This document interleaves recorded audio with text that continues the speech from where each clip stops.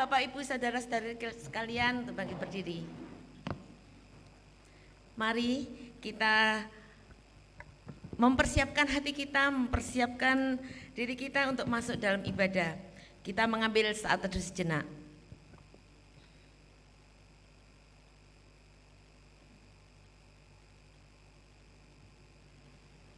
Bagi Dia yang berkuasa menjaga supaya jangan kamu tersandung, dan yang membawa kami dengan tak bernoda dan penuh kegembiraan di hadapan kemuliaan-Nya. Allah yang Esa, Juru Selamat kita oleh Yesus Kristus Tuhan kita. Bagi Dialah kemuliaan dari sekarang dan sampai selama-lamanya. Angkatlah hatimu kepada Allah dan percayalah bahwa pertolongan kita adalah di dalam nama Tuhan, Pencipta langit, bumi dan segala isinya, Tuhan yang senantiasa menopang kehidupan gerejanya dan memeliharanya di dalam kasih karunia.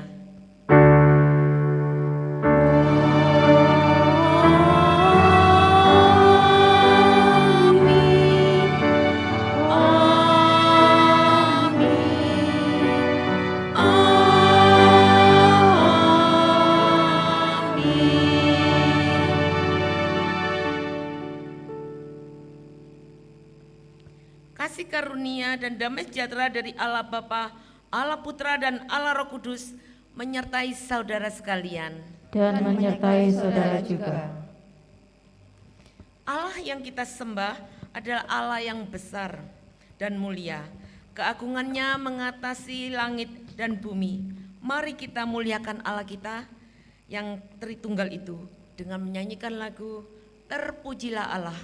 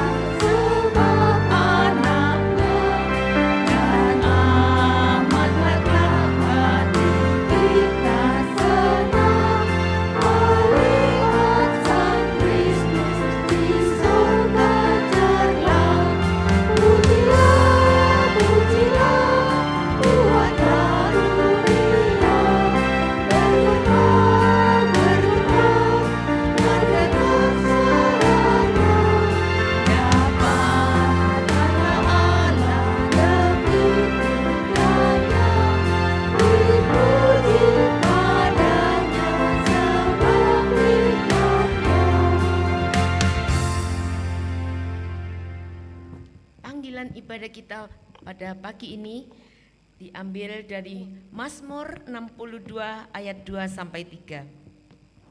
Hanya dekat Allah saja aku tenang, daripadanyalah keselamatanku. Hanya dialah gunung batuku dan keselamatanku, kota bentengku, dan aku tidak akan goyah. Silakan duduk.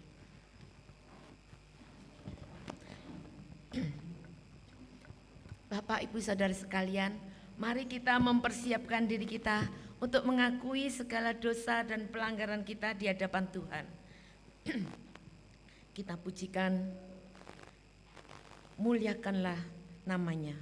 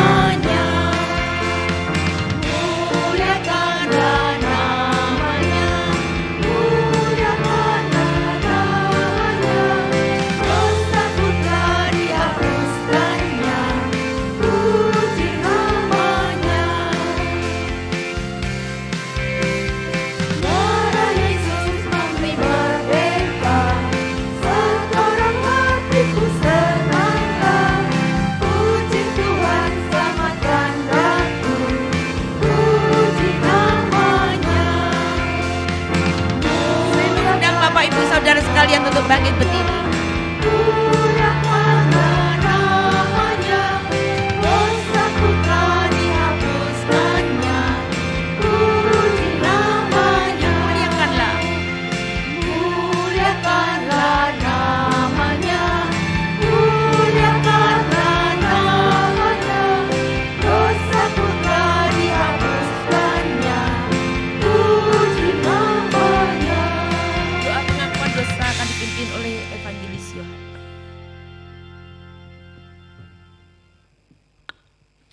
Mari jemaat kita berdoa. Bapa yang di sorga, syukur kami naikkan kepadamu Tuhan. Kami memuliakan namamu, karena kami tahu Engkau sudah memberikan kami pengampunan atas dosa-dosa kami. Tuhan, kami bersyukur untuk setiap anugerah keselamatan yang sudah Engkau berikan kepada kami melalui pengorbanan Tuhan Yesus di atas kayu salib. Kami bersyukur dan kami terus mengimani, berharap kepada dasar iman kami ini Tuhan. Tuhan, ketika kami sudah tahu bahwa kami sudah diselamatkan, kami pun juga menyadari di dalam kehidupan kami bahkan sering kali mengecewakan hati Tuhan. Kami pun juga sering kali mengecewakan hati sesama kami. Karena itu Tuhan, pada pagi hari ini kami datang kepadamu. Kami mengakui dosa dan pelanggaran kami di hadapan-Mu Tuhan. Kami mengakui bahwa tanpa Engkau kami tidak akan dapat berbuat apa-apa. Karena itu Tuhan, kami mohon kepadamu, Kau berikan Roh Kudus-Mu, Engkau pimpin setiap kami, supaya kami boleh hidup seturut dengan jalan kebenaran Tuhan. Kami boleh hidup menyenangkan hati Tuhan, memuliakan nama Tuhan di dalam kehidupan kami. Tolonglah setiap kami, mampukan setiap kami Tuhan. Inilah doa kami di dalam nama Tuhan Yesus kami berdoa. Amin.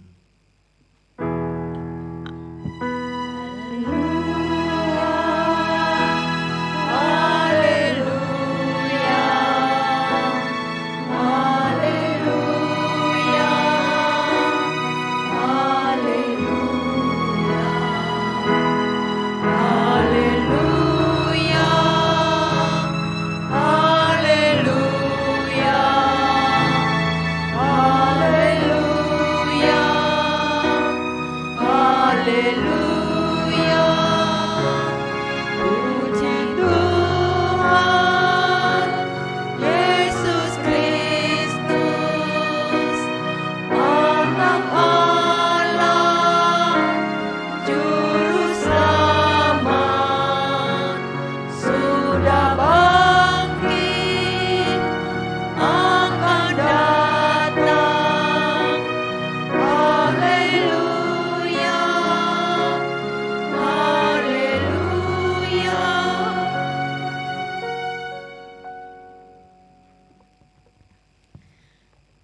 Berbahagialah setiap kita yang sudah mengaku dosanya di hadapan Tuhan. Dengarlah berita anugerah yang terambil dari Mazmur 51 ayat 3 sampai 4. Kasihanilah aku ya Allah menurut kasih setiamu. Hapuskanlah pelanggaranku menurut rahmat-Mu yang besar. Bersihkanlah aku seluruhnya dari kesalahanku dan tahirkanlah aku dari dosaku. Di dalam Yesus Kristus kita percaya bahwa kita sudah diperdamaikan dengan Allah. Mari kita juga berdamai dengan sesama kita dengan memberikan salam damai, menyanyikan lagu Havenu Shalom Aleihim.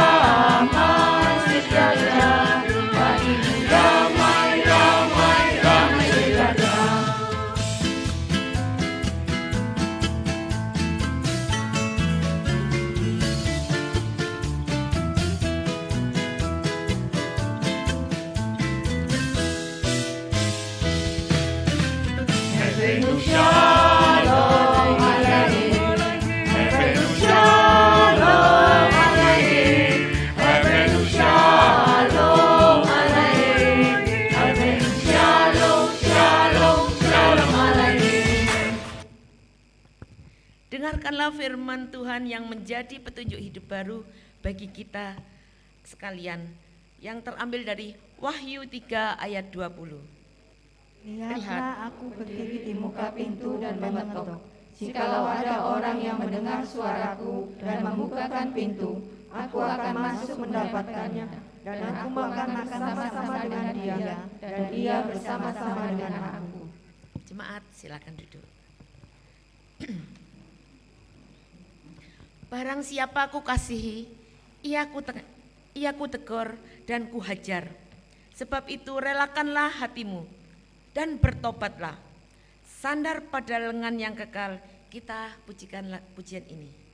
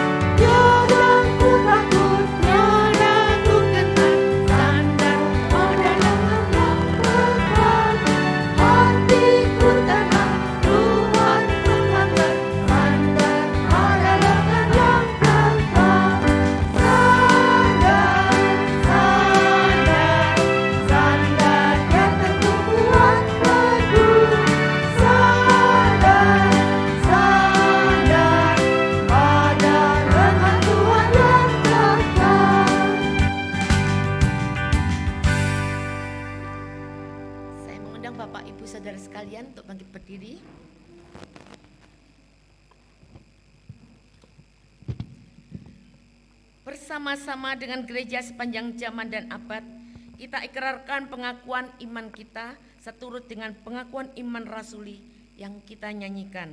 Demikian.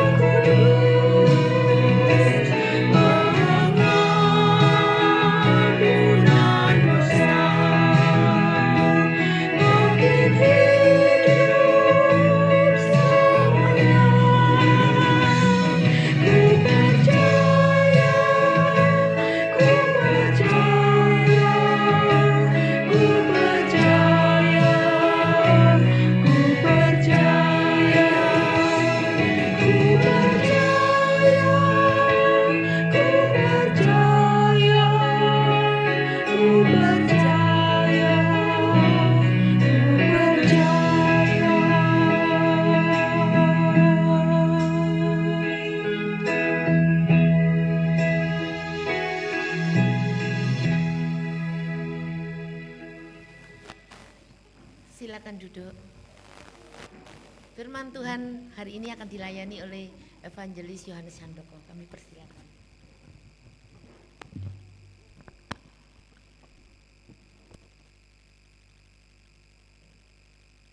Mari kita akan berdoa. Bapa yang di sorga, pagi hari ini kami datang kepadamu Tuhan. Kami berdoa menyerahkan untuk waktu pemberitaan firman Tuhan ini ke dalam tangan-Mu. Kiranya Engkau tolong setiap kami. Kami mohonkan kuasa kuat Roh Kudus-Mu bagi setiap kami yang sudah hadir di gereja ini. Baik saya yang menyampaikan maupun juga jemaat yang mendengarkan. Satukan hati kami, berikan kami konsentrasi Tuhan. Di tengah keterbatasan dan kelemahan kami, Engkau tolong kami. Bahkan nanti perlengkapi kami supaya kami dapat mengaplikasikan firman Tuhan itu di dalam kehidupan kami. Dan kami juga dapat membagikan kabar baik ini kepada orang lain. Terima kasih Tuhan, dalam nama Tuhan Yesus kami berdoa. Amin. Baik, selamat pagi, shalom. baik yang ada di gereja ini ataupun juga yang ada di aula. Bersyukur kepada Tuhan, kita akan bersama-sama belajar satu kebenaran firman Tuhan.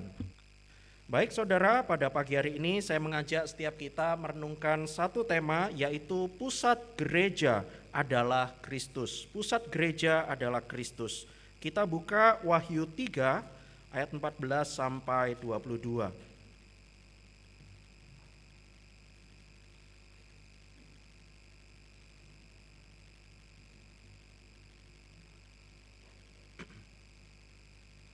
Wahyu 3 ayat 14 sampai 22.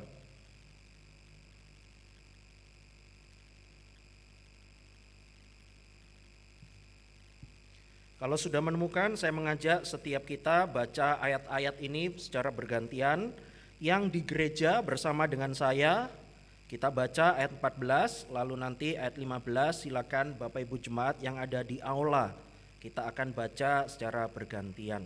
Mari kita membaca ayat-ayat ini.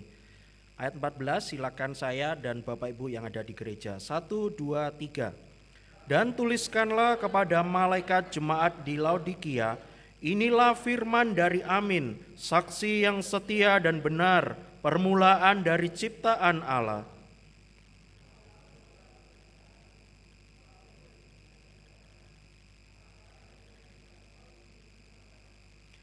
Jadi karena engkau suam-suam kuku dan tidak dingin atau panas, aku akan memuntahkan engkau dari mulutku.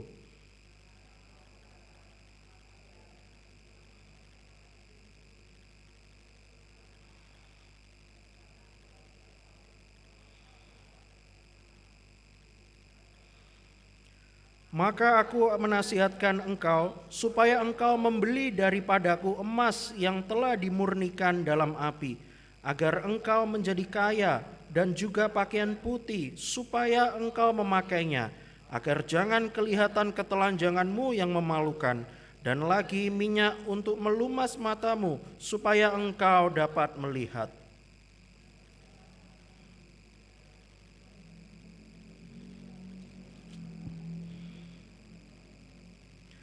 Lihat, aku berdiri di muka pintu dan mengetok. Jikalau ada orang yang mendengar suaraku dan membukakan pintu, aku akan masuk mendapatkannya, dan aku makan bersama-sama dengan dia, dan ia bersama-sama dengan aku.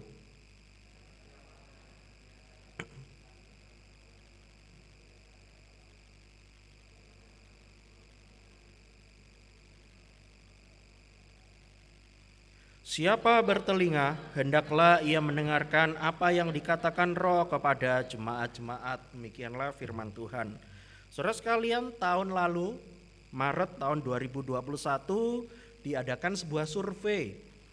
Survei itu meneliti siapa negara yang paling bahagia di dunia ini. Survei itu dijalankan dan ternyata hasilnya keluar, Bapak Ibu. Negara yang paling bahagia di dunia ini tercatat adalah negara yang namanya negara Finlandia. Lalu peringkat kedua adalah negara Denmark. Lalu peringkat tiga adalah negara Swiss. Bapak Ibu pasti bertanya-tanya, loh Indonesia peringkat keberapa? Saudara, di dalam hasil tersebut ternyata didapati negara kita ini, Indonesia, di dalam peringkat ke-82 dari 169 negara yang disurvei. 82 dari 169 negara yang mengikuti survei ini. Memang bukan hasil yang baik, tetapi saya katakan juga bukanlah hasil yang buruk. Ya, anggapannya tengah-tengah lah. Tidak terlalu bahagia dan tidak terlalu bersedih, ya. Nah, saudara sekalian, kalau kita mendapati hasil ini, begitu banyak indikator yang menempatkan beberapa negara yang saya sebutkan tadi menjadi 3 negara teratas, yang menjadi negara yang paling bahagia di dunia ini. Paling tidak, pertama yang menentukan masyarakat dari sebuah negara itu adalah orang yang berbahagia atau tidak, itu karena pendapatan bulanan mereka. Pendapatan mereka bisa dikatakan cukup banyak, Karena itu mereka merasa berbahagia. Lalu juga ada tingkat pendidikan yang tinggi, semakin bahagialah orang yang ada di negara tersebut. Lalu tingkat kesehatan atau jaminan kesehatan dari pemerintah yang disediakan bagi masyarakatnya. Kalau pemerintah di dalam negara itu memberikan jaminan kesehatan, bahkan biayanya gratis, maka semakin bahagialah masyarakat yang ada di negara tersebut. Nah, saudara sekalian, ada begitu banyak indikator yang lain, ada tingkat keamanan, lalu tingkat pekerjaan yang baik dan sebagainya. Nah, saudara sekalian, saya berimajinasi, kalau pertanyaan dan survei ini ditujukan bagi setiap kita, seberapa bahagiakah kita ketika kita mengikut Tuhan, ketika kita bergereja di GKT Banyuwangi?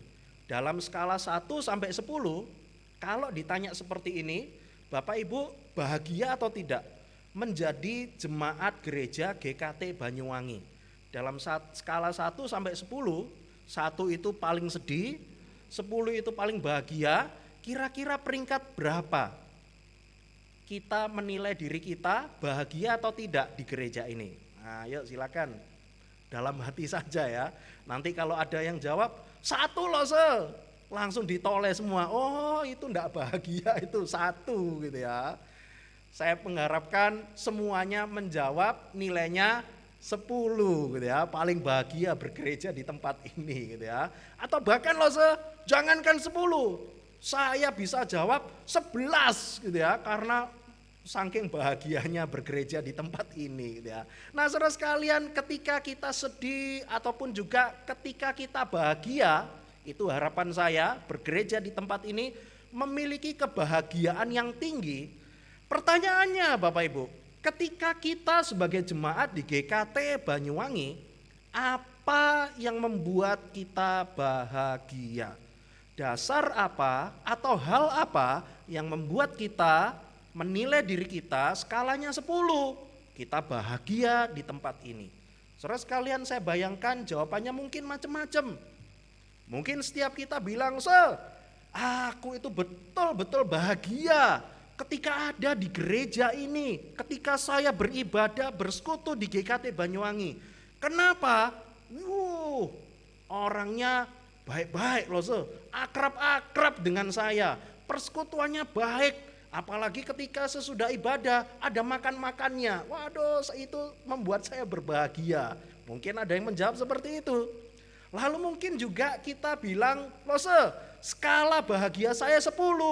Karena apa? Saya puas dengan pelayanan di gereja ini. Karena apa? Saya kekurangan. Ada diakonia yang memberikan bantuan kepada saya, supaya saya tetap bisa hidup, saya tetap bisa bersyukur kepada Tuhan. Mungkin ada yang menjawab seperti itu Bapak Ibu. Lalu mungkin juga ada yang menjawab, wah iya dong, saya kan bahagia di GKT Banyuwangi. Tuh lihat, gedungnya begitu mewah dan megah ya. Paling mewah dan megah di seluruh Banyuwangi kota. Mungkin ada yang menjawab seperti itu. Tuh lihat enggak kalah kayak gedung ini. Nah, ini ya, GRI Pusat di Jakarta. Wah, kalau dibandingkan dengan GKT Banyuwangi, ya masih kalah tipis lah gitu ya. Tipisnya tapi menurut kita sangat jomplang gitu ya. Ya mungkin kita berpikir seperti itu. Waduh, saudara sekalian, mungkin ada begitu banyak hal atau indikator atau dasar yang membuat kita berbahagia ketika kita bergereja di tempat ini. Tetapi tahukah saudara sekalian, seharusnya kita menjawab semuanya itu bukan perkara-perkara duniawi. Kita bisa berbahagia mengikut Tuhan bahkan bergereja di tempat ini. Dasarnya haruslah ada Kristus di dalam gereja ini. Sehingga itulah yang membuat kita bahagia. Sehingga itulah yang membuat kita bersyukur ketika kita dapat mengikut Tuhan. Gereja ini dipakai oleh Tuhan untuk memberikan pertumbuhan rohani bagi setiap kita. Supaya kita semakin lama semakin mengenal Yesus Kristus di dalam kehidupan kita. Melalui gereja ini kita berbahagia. Karena apa Karena gereja ini dipakai oleh Tuhan mengajarkan pengajaran yang benar supaya kita dapat bertumbuh di dalam iman yang benar di dalam Tuhan. Itulah harapan kita ketika kita bergereja dan kita berbahagia ketika kita bergereja di tempat ini. Tetapi tahukah saudara, ada sebuah jemaat di dalam Alkitab yang dicatat, yaitu jemaat Laodikia namanya. Laodikia ini dicatat bahwa mereka itu berbahagia ketika disebut sebagai orang yang percaya. Tetapi dasarnya adalah dasar yang salah. Dasar untuk mereka berbahagia adalah sebuah perkara-perkara jasmani saja, perkara-perkara lahiriah saja. Tetapi mereka melupakan Tuhan Yesus sebagai pusat gereja dan pusat kehidupan mereka. Saudara sekalian, mari kita melihat sejenak atau sekilas mengenai kota Laodikia. Saudara sekalian, tahukah setiap kita bahwa kota Laodikia itu merupakan sebuah kota yang sangat kaya.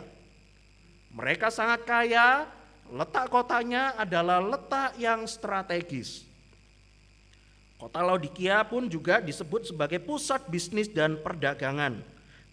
Kota Laodikia dianugerahi oleh Tuhan mempunyai sumber mata air yang panas dan mata air yang dingin. Jadi saudara sekalian, di dalam kota Laodikia itu ada sumber mata air. Mata airnya ada yang panas, ada yang juga dingin. Karena itu nanti kita akan melihat sama-sama di dalam ayat 15 dan ayat 16. Di dalam kota itu, melalui latar belakang kota itu, Tuhan menegur mereka. Lalu apalagi yang bisa kita lihat? Kota Laodikia ini merupakan penghasil wol hitam yang berkualitas tinggi. Kota Laodikia penuh dengan begitu banyak domba.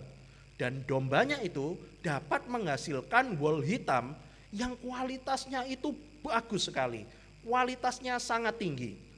Lalu kota Laodikia ini di dalam sistem pengobatannya itu bisa dikatakan sangat maju di dalam zaman tersebut. Mereka dapat menghasilkan minyak atau salep untuk mengobati sakit mata. Jadi begitu banyak orang yang kalau sakit mata beli minyak atau salep dari kota ini, maka kemungkinan besar bisa sembuh tanpa operasi ya. Kalau saya bayangkan seperti itu. Waduh saudara sekalian, kita melihat kota Laodikia ini dianugerahi Tuhan penuh dengan segala macam kelimpahan. Tetapi saudara sekalian, di dalam kelimpahan tersebut kita melihat ayat-ayat selanjutnya bahwa ternyata mereka itu menerima celaan, teguran dari Tuhan. Pertanyaannya, mengapa demikian? Nah saudara sekalian, mengapa demikian? Karena dicatat bahwa mereka disebut sebagai jemaat yang suam-suam kuku. Siapa di sini yang mengerti artinya suam-suam kuku? Kalau saya melihat di dalam kamus bahasa Indonesia, suam itu adalah hangat. Suam-suam kuku. Kenapa kok kuku ya? Kok enggak rambut, kok enggak jempol gitu ya? Kok kuku ya? Enggak tahu gitu ya. Nah, saudara sekalian, suam-suam kuku. Artinya mereka itu hangat-hangat kuku gitu ya. Kalau saya bahasakan secara sederhana seperti itu ya. Hangat-hangat kuku. Kita masih bingung. Hangat-hangat kuku itu maksudnya apa gitu ya. Suam-suam kuku itu maksudnya apa? Saudara sekalian, itu yang dicatat di dalam ayat 15 dan 16. Di situ dikatakan begini. Aku tahu segala pekerjaanmu. Engkau tidak dingin dan tidak panas. Alangkah baiknya jika engkau dingin atau panas. Itu teguran ini bersumber dari karena mereka punya sumber mata air yang panas dan juga dingin.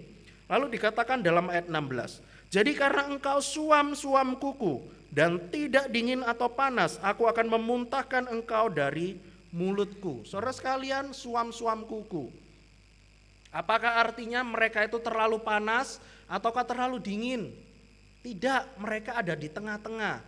Tetapi apakah betul suam-suam kuku itu artinya begitu? Kalau kamu panas, ya harus kamu panas ketika mengikut Tuhan. Kamu harus berkobar-kobar demi Tuhan. Ataukah kalau kamu mengikut Tuhan lebih baik dingin saja? Kan dikatakan di situ kan, begitu kan? Alangkah baiknya kamu panas atau dingin, jangan di tengah-tengah. Tetapi saudara sekalian, kalau kita membaca secara teliti, kita melanjutkan di dalam ayat yang ke-17, ternyata suam-suam kuku itu bukan artinya demikian. Bukan ada di tengah-tengah, panas enggak, dingin enggak. Kalau kita minum kopi yang anget-anget gitu ya, enggak enak ya. Alangkah baiknya kalau dikasih es batu, dingin, ataukah panas sekalian supaya enak. Kalau hangat, aduh enggak enak rasanya. Apakah seperti itu? Apakah orang Kristen itu harus di tengah-tengah? Sudahlah, jangan terlalu aktif. Atau bahkan ya sudah, janganlah terlalu pasif. Di tengah-tengah saja. Apakah seperti itu? Ternyata tidak. Kalau kita membaca di dalam ayat yang ke-17, ayat ini dikatakan karena jemaat Laodikia sedang melakukan sebuah hal yang begitu bertentangan dengan perkataan firman Tuhan. Mengapa? Saudara sekalian, ayat 17 kita melihat karena mereka memusatkan hidup mereka dengan segala kelimpahan bukan pada Tuhan. Ingat ya, tadi kita melihat bahwa jemaat di Laodikia adalah sebuah jemaat yang begitu kaya. Hasil bumi dari kota tersebut begitu banyak, sehingga itu semua membuat mereka jemaat Laodikia berpikir bahwa tanpa Tuhan aku sudah bisa hidup sendirian. Saudara sekalian, ini adalah sebuah ironi. Ketika Tuhan melihat hal tersebut adalah salah, bertentangan dengan firman Tuhan, karena mereka betul-betul mengandalkan segala kelimpahan jasmani mereka tanpa membuat Tuhan Yesus sebagai pusat hidup mereka. Dan inilah yang menjadi teguran Tuhan kepada orang-orang yang ada di jemaat Laodikia. Dan tegurannya disampaikan dengan sebuah ironi. Mengapa demikian? Saudara sekalian, kalau kita melihat di dalam ayat yang ke-17 dikatakan bahwa engkau itu memang tidak kekurangan apa-apa. Tetapi dikatakan engkau itu melarat dan malang, miskin, engkau buta, engkau telanjang. Sebuah ironi loh saudara. Kota Laodikia ini jemaatnya itu soge-soge, kaya-kaya. Tetapi Tuhan menyebut bahwa kamu adalah melarat, engkau malang, engkau miskin. Kita sudah melihat bahwa mereka itu penghasil wol yang sangat bagus. Tetapi dikatakan Tuhan, engkau telanjang. Padahal mereka mempunyai penghasil wol yang sangat baik. Kalau dijadikan baju, bajunya itu pasti sangat indah. Tetapi Tuhan mengatakan engkau itu telanjang. Lalu mereka punya minyak atau salep mata untuk mengobati mata mereka. Sehingga dengan minyak atau mata itu, matanya bisa menjadi sehat. Tetapi Tuhan mengatakan bahwa engkau buta. Saudara sekalian, ini adalah sebuah ironi yang disampaikan Tuhan kepada setiap mereka. Karena apa? Karena memang mereka melakukan hal yang tidak berkenan kepada Tuhan. Mereka melakukan sebuah hal yang bertentangan dengan kebenaran firman Tuhan. Seharusnya mereka menjadikan Tuhan Yesus, Yesus Kristus sebagai pusat ibadah mereka, sebagai pusat hidup mereka. Tetapi justru mereka itu menempatkan Yesus di luar hidup mereka dan memakai hal-hal jasmani mereka untuk mereka tempatkan sebagai dasar dan harapan hidup mereka. Saudara sekalian, mereka menempatkan Tuhan Yesus di luar hidup mereka. Mengapa saya yakin demikian? Coba kita melihat ayat 20. Saya bacakan ayat 20. Di situ dikatakan begini. Lihat, aku berdiri di muka pintu dan mengetok. Jikalau ada orang yang mendengar suaraku dan membukakan pintu, aku akan masuk mendapatkannya dan aku akan makan bersama-sama dengan dia dan ia bersama-sama dengan aku. Jemaat di Laodikia menempatkan Tuhan Yesus di luar pintu hidup mereka. Dan ayat 20 ini menolong setiap kita mengetahui itulah kondisi jemaat di Laodikia. Saudara sekalian, kalau kita membaca ayat 20 ini seringkali adalah ayat yang terkenal ya. Mungkin kita seringkali baca, kita juga sering dengarkan. Dan tahukah saudara sekalian bahwa Wahyu 3 ayat 20 ini seringkali disalah mengerti. Orang-orang itu menganggap bahwa ayat 20 ini merupakan sebuah ayat penginjilan bagi orang yang belum percaya kepada Tuhan. Biasanya ya orang ketika membacakan ayat 20 ini bilang begini, kamu yang belum percaya kepada Tuhan Yesus, coba kamu lihat, ada Tuhan Yesus yang mengetok pintu hatimu. Mari saudara, engkau terima Tuhan Yesus, engkau biarkan Tuhan Yesus masuk ke dalam hatimu. Haleluya, haleluya. Seperti itu ya biasanya ya. Tetapi apakah betul ayat 20 ini berkata untuk orang yang belum percaya kepada Tuhan? Ternyata tidak loh. Ayat 20 ini disampaikan kepada jemaat Tuhan. Jemaat Tuhan tetapi menempatkan Tuhan Yesus di luar hidup setiap kita. Saudara sekalian, kalau kita melihat sebuah ironi, pernahkah setiap kita mengalami hal serupa semacam jemaat di Laodikia? Kita memang adalah jemaat Tuhan, tetapi kita menempatkan Tuhan Yesus bukan sebagai pusat hidup kita, tetapi di luar hidup kita. Saudara sekalian, pernahkah kita mengalami semuanya itu? Pernahkah kita melakukan hal semacam ini? Saya pun juga pernah, saudara sekalian. Saya menempatkan Tuhan Yesus di luar hidup saya.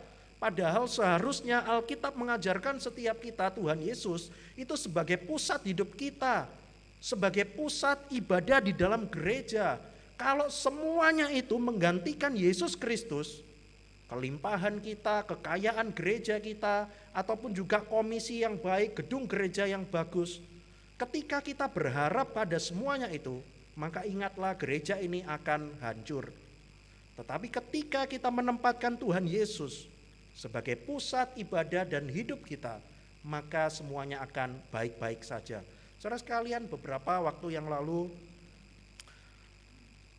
ketika saya ingat, saya cerita sekolah minggu, saya sempat ketika pandemi masih rekaman, sekolah minggu masih rekaman, saya ingat saya menceritakan mengenai sebuah dongeng. Sebuah dongeng orang yang kaya tetapi yang pelit. Orang ini suatu kali dia adalah seorang yang kaya tetapi dia orang yang pelit, saudara sekalian. Satu kali dia melihat ada pohon kelapanya yang begitu tinggi, di atasnya sudah berbuah sangat banyak. Dia mau nyuruh orang untuk panjat, ambil kelapa di atas. Dia pikir-pikir, eman ya, nanti kalau yang mateng cuma satu, tapi nanti kalau ngongkosi orang mahal. Sudahlah, lebih baik saya yang akan naik sendiri. Wah, dia naik sendiri ke atas karena baru pertama kali dan belum punya banyak pengalaman. Dia agak kesulitan ketika menaiki. Tetapi dia tidak menyerah, dia berpikir lebih baik saya akan berusaha terus daripada saya bayar orang untuk ngambil kelapa ini. Sampai di atas, dia petik satu kelapa yang sudah matang. Wah, dia senang sekali, lalu dia lemparkan ke bawah. Tapi dia punya masalah lagi, dia bisa naik, tapi gak bisa turun. Bisa sih, tapi ketakutan gitu ya. Dia lihat di bawah, wih tinggi sekali. Dia takut, dia semakin pegang pohon kelapa itu dengan semakin erat. Lalu dia pikir, aduh gimana ini caranya saya turun gitu ya. Kalau saya lompat ya pasti saya mati demi satu buah kelapa gitu ya. Itu konyol sekali gitu ya. Aduh ginilah, dalam keputusasaan saya berdoa lagi lah kepada Tuhan. Tuhan tolong Tuhan. Saya janji ya Tuhan, kalau Engkau tolong sampai dibawa dengan selamat, tidak jatuh, tidak terluka, saya janji Tuhan, saya akan kasih 50% harta saya kepada Tuhan. Setelah doa, semangat lagi, turun pelan-pelan, sampai tengah-tengah, dia lihat lagi mau lompat, wih masih terlalu tinggi. Dia berdoa lagi kepada Tuhan, Tuhan tidak jadi ya Tuhan 50%, saya kasih satu rumah saya saja ya Tuhan, karena kan ini sudah setengah perjalanan loh Tuhan. Lihat ya, turun lagi sampai 1/4 perjalanan, lihat lagi, waduh masih terlalu tinggi. Tapi lihat kok eman ya satu rumah gitu ya. Tadi aduh gini aja wes Tuhan, saya ralat. Tadi tidak jadi ya satu rumah, sekarang 1 ekor sapi saja. 1 ekor sapi lihat gini, oke, 1 ekor sapi, Tuhan tolong Tuhan, enggak jadi ya 1 rumah, 1 sapi saja gitu ya. Oke, lihat gini, pelan-pelan semakin lama semakin turun, dilihat, sudah hampir sampai. Dia ingat lagi, Tuhan kok eman ya 1 sapi gitu ya. Lalu dia punya akal, bagaimana supaya dia enggak jadi untuk mempersembahkan 1 sapi kepada Tuhan. Caranya gimana? Ayo. Dia lihat sudah tinggal 1 meter. Dia langsung lepaskan pegangannya, jatuh. Loh Tuhan, jatuh kan? Enggak jadi ya, karena kan enggak nolong. Jatuh kan? Ya sudah, enggak jadi 1 sapinya gitu ya. Wah, saudara sekalian, ketika kita susah, kita kurang, kita selalu ingat Tuhan. Tetapi bagaimana ketika semuanya itu lancar, semuanya ada, semuanya berlimpah seperti jemaat di Laodikia. Mereka menempatkan Tuhan Yesus di luar hidup kita. Saudara sekalian, ingatlah bahwa Tuhan Yesus itu menunggu, berdiri di depan sambil mengetok. Menunggu setiap kita jemaat-jemaat Tuhan, mempersilakan Tuhan Yesus untuk masuk, untuk makan, untuk bertata di dalam hati setiap kita. Saudara sekalian, kita sering bertindak ternyata sama seperti jemaat di Laodikia. Kita kaya, kita hebat, kita pinter, kita unggul, kita punya begitu banyak kemampuan untuk hidup. Tetapi Yesus itu tidak kita butuhkan. Kita menempatkan Tuhan Yesus di luar hidup kita. Saudara sekalian, ternyata kita sama kok dengan jemaat-jemaat di Laodikia. Saya pun juga pernah melakukan hal semacam ini. Karena kehebatan kita, karena kekayaan kita, karena kemampuan kita untuk hidup, kita menempatkan Tuhan Yesus di luar hidup kita. Tetapi ingatlah, Tuhan Yesus menunggu, Tuhan Yesus tidak meninggalkan setiap kita. Tuhan Yesus berdiri di muka pintu, lalu sambil mengetok, dia tetap aktif, dia tetap berinisiatif. Saudara sekalian, Tuhan Yesus itu terus mengejar kita, dia berinisiatif bagi kita. Saudara sekalian, mari kita tempatkan Tuhan Yesus di dalam hidup kita. Kita jadikan dia sebagai penguasa hidup kita. Kita seringkali menerima berkat dari Tuhan, tetapi janganlah lupa siapa pemberi berkat Tuhan tersebut, yaitu Tuhan sendiri. Pernahkah setiap kita kasih hadiah kepada anak atau cucu kita, mereka senang, mereka menghargai pemberian tersebut, tetapi lupa dengan orang tuanya. Kita senang atau sedih? Sedih. Saya kasih hadiah kepada Fani begitu senang, tapi lupa ngajak mainan papanya. Ya saya tidak senang, karena apa? Dia senang pemberiannya, tetapi dia tidak senang pemberinya. Dia senang pemberiannya, tapi dia tidak senang pemberinya. Saudara sekalian, mari setiap kita melalui renungan firman Tuhan hari ini menolong setiap kita supaya kita menempatkan Tuhan Yesus sebagai pusat gereja kita, sebagai pusat ibadah kita. Saudara sekalian, gereja Tuhan itu makin lama makin tantangannya itu makin besar, makin lama makin tidak mudah. Saudara sekalian, ini adalah foto yang saya ambil di grup Hamba Tuhan GKT hari Kamis yang lalu, ketika Pendeta Hadi Sugianto sebagai Ketua Sinode yang baru itu datang ke Malang untuk koordinasi pelayanan. Saudara sekalian, saya yakin tantangan gereja, khususnya gereja GKT itu semakin lama semakin tidak mudah. Tetapi ketika kita belajar menempatkan Tuhan Yesus sebagai pusat gereja GKT, maka semuanya akan baik-baik saja.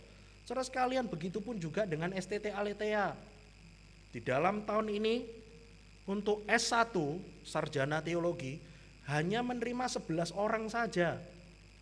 Saudara, itu adalah jumlah yang sangat sedikit loh. Biasanya 20 atau bahkan 25. Kali ini cuma 11 orang, S1 ya, S1 11 orang. Dan tahukah yang dari GKT berapa orang? 3 atau 4 orang. Dari 11 orang, yang dari GKT kira-kira 3 orang atau 4 orang? Ada yang bisa nebak 3 orang atau 4 orang dari GKT? Dari 11 orang ini jumlahnya adalah 0, tidak ada. Saudara sekalian, tantangannya makin lama makin besar. Tetapi ketika kita menempatkan Tuhan Yesus masuk, Tuhan Yesus sebagai pusat, maka semuanya akan baik-baik saja. Mari kita berdoa. Bapa yang di sorga, kami berdoa menyerahkan pembelajaran firman Tuhan pada hari ini ke dalam tangan-Mu Tuhan. Tolonglah setiap kami supaya kami dapat terus diingatkan Tuhan Yesus sebagai pusat hidup kami. Ampunilah setiap kami Tuhan, ketika kami bertindak bahwa hidup kami ini sebagai pusat diri kami sendiri. Ampuni setiap kami Tuhan. Tolonglah kami supaya kami dapat terus mengandalkan Tuhan Yesus di dalam kehidupan kami. Terima kasih Tuhan, dalam nama Tuhan Yesus kami berdoa. Amin.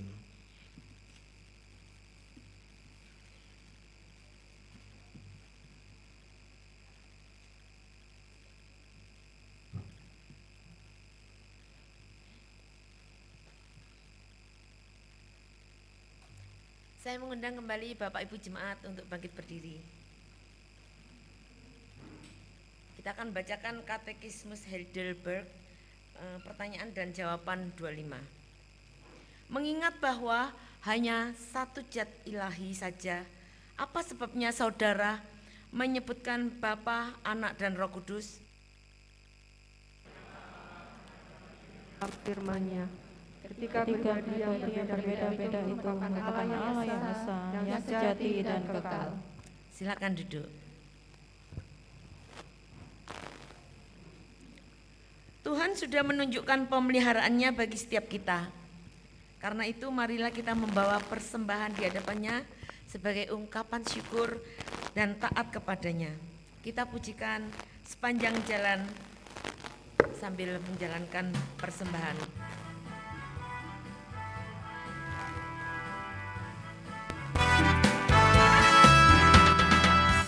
Sepanjang jalan menuju hidup yang kekal, ku dibimbing sang sobat yang setia. Dia pimpin terus dan beri harapan bagiku. Dia Tuhanku, penebus dosaku.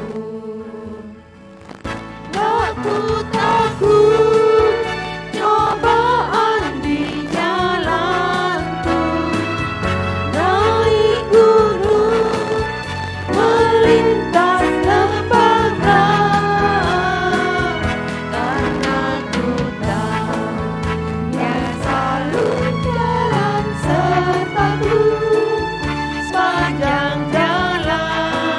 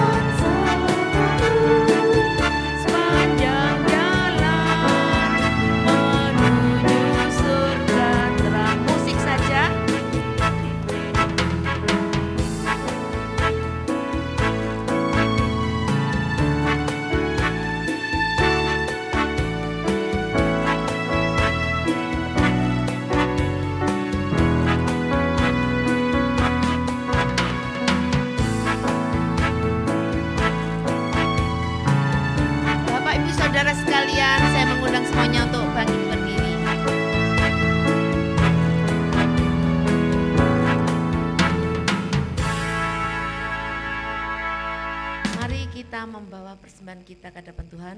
Kita bersama-sama berdoa. Bapa di dalam surga, kami mengucap syukur untuk pemeliharaan Tuhan kepada kami hari lepas hari.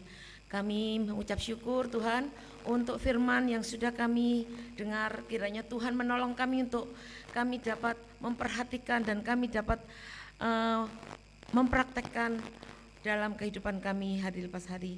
Tuhan Yesus, kiranya Tuhan memberkati untuk majelis yang akan mengelola persembahan kami ini, sehingga boleh dipakai untuk menjadi alat dan berkat bagi pelayanan di gereja ini.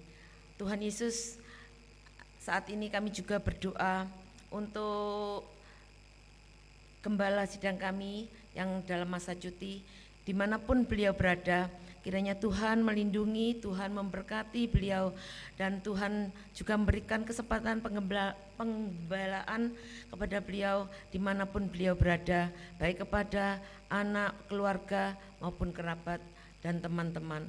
Tuhan Yesus, kami juga berdoa untuk seluruh hamba Tuhan yang melayani kami di GKT Banyuwangi, baik itu Pendeta Yafet Indropa Yudi dan keluarga, Evangelis Yohanes Handoko dan keluarga, juga Yohanes Librans. Tuhan menolong, Tuhan berikan hikmat senantiasa untuk dapat menggembalakan dan membimbing jemaat GKT Banyuwangi untuk dapat bertumbuh secara jasmani dan rohani sehat. Terima kasih Tuhan. Kami juga menyerahkan ya Tuhan untuk BP Sinode yang sudah terpilih, di mana pada tanggal 11 Agustus nanti Badan Pengurus Sinode akan mengadakan rapat kerjanya yang pertama. Kiranya Tuhan memberikan hikmat, Tuhan menolong seluruh jalannya pembicaraan dan rapat ini, sehingga dapat tercapai hal-hal yang dapat dikerjakan untuk kemajuan dan kebaikan bagi seluruh jemaat GKT seluruh Indonesia. Tuhan Yesus, kami juga berdoa untuk pada hari berikutnya, yaitu tanggal 12 Agustus, di mana akan diadakan upacara emeritasi, di mana ada 3 hamba Tuhan yang akan dalam masa emeritus, yaitu Bapak Pendeta Cornelius, Bapak Pendeta Martin Nainupu, dan Ibu Kartikawati. Kiranya ketiga hamba Tuhan ini tetap Tuhan pakai, tetap Tuhan berikan kesempatan untuk berkarya, sehingga nama Tuhan dipermuliakan. Tuhan, kami menyerahkan bangsa dan negara Indonesia. Tuhan senantiasa memberikan hikmat pada Bapak Jokowi dan seluruh jajaran pemerintahan, baik yang ada di pusat sampai di daerah, untuk dapat mengendalikan segala sesuatu kesulitan ataupun hal-hal di dalam pemerintahan, sehingga dapat tercapai negara kami ini dapat aman dan damai. Tuhan Yesus, terima kasih. Seluruh doa-doa kami ini kami alaskan hanya di dalam nama Tuhan Yesus Kristus. Amin. Jemaat silakan duduk. Kita akan mendengarkan warta jemaat yang akan disampaikan oleh salah seorang majelis. Kami persilakan.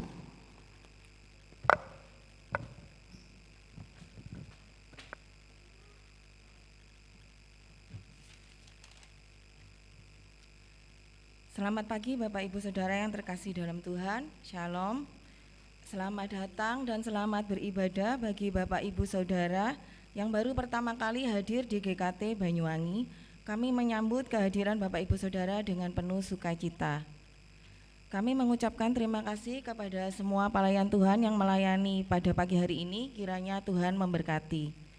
Berikut warta gereja Minggu 24 Juli 2022. Persekutuan Pengurus Usia Bahagia Wilayah 5 akan diadakan pada hari Senin tanggal 25 Juli pukul 5 bertempat di Pesona Osing Gambiran. Yang kedua, rapat eklesia akan diadakan pada hari Selasa 26 Juli 2022 pukul 18 bertempat di Banyuwangi. Kenaikan dari sekolah minggu ke remaja akan dilaksanakan pada hari Minggu tanggal 31 Juli 2022 pada ibadah keluarga. Mohon perhatian Ibu Miske dan Bapak Endro Suyanto. Ibadah minggu depan tanggal 30 Juli akan diadakan 1 kali, karena ibadah keluarga akan diadakan pada pukul 8. Harap perhatian jemaat. Wisata ke Duku Duren pada hari Minggu tanggal 31 Juli 2022 dengan jumlah peserta sebanyak 106 orang. Akan berangkat dari gereja pukul 10 setelah ibadah keluarga. Untuk pembagian transport akan kami infokan selanjutnya. Perjamuan kudus akan dilaksanakan pada tanggal 7 Agustus 2022, sekaligus akan diadakan baptisan dewasa dan sidi. Harap jemaat dapat mempersiapkan diri. Berikut nama-nama yang menerima baptisan dan sidi. 1. Sandra Prayogo, 2. Renat Alekiandre, 3. Raymond Aleandre, 4. Herlang Wicaksono, 5. Nicholas Aloysius. Untuk jadwal kegiatan dan sepekan dapat diikuti di grup WA GKT Banyuwangi. Persembahan dan perpuluhan dapat diserahkan dengan mentransfer ke nomor rekening BCA 18033339922 atau dapat dimasukkan ke kotak persembahan yang disediakan di gereja. Sekian warta minggu ini, terima kasih, Tuhan Yesus memberkati.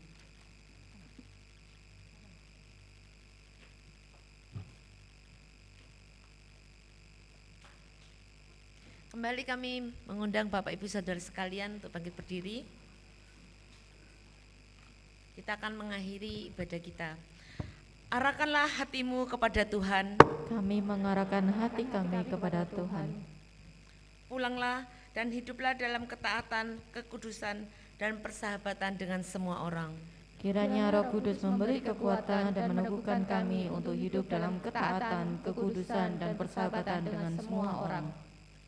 Bangunlah persekutuan yang saling menguatkan, meneguhkan, dan menyempurnakan sehingga tercipta persahabatan yang benar dalam keluarga, gereja, dan masyarakat. Syukur kepada Allah, Terpujilah Tuhan. kini dan selamanya. Doksologi berkat oleh Evangelis Yohanes.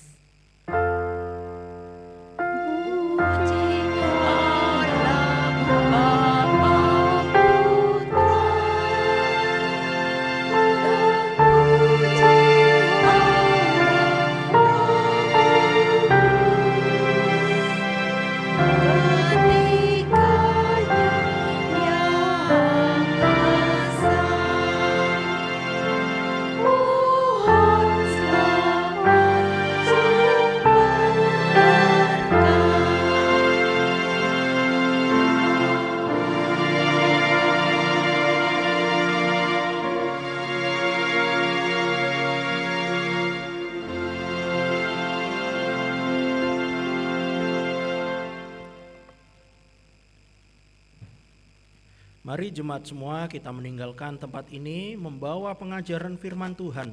Kita tempatkan Tuhan Yesus sebagai pusat gereja ini dan pusat hidup kita. Mari kita pulang, kita menerima berkat dari Tuhan.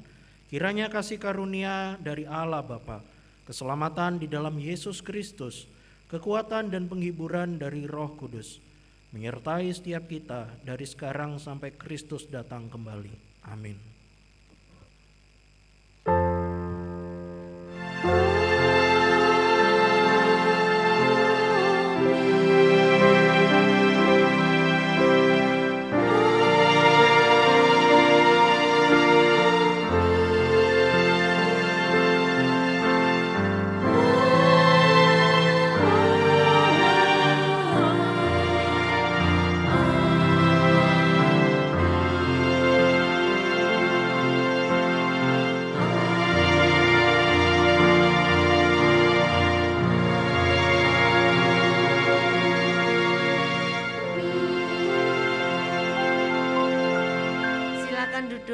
Ibadah selesai.